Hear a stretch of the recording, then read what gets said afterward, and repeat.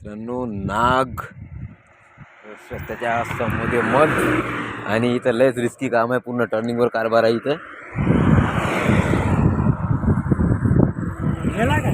मेला मेला आपणही मरून जातो, एवढी टर्निंग आहे खतरनाक. त्यामुळे बघू शकतो.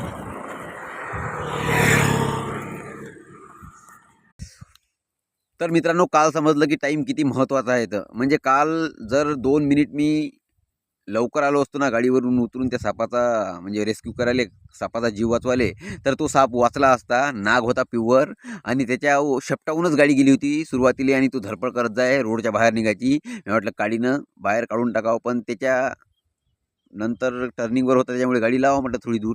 थोडी दूर गाडी लावली, उतरलो की तिकून डायरेक्ट मोठं लोलर येऊन राहिलं होतं. त्यानं बोलाच्या आधीच चपटा करून टाकला. मी म्हटलं मेलं.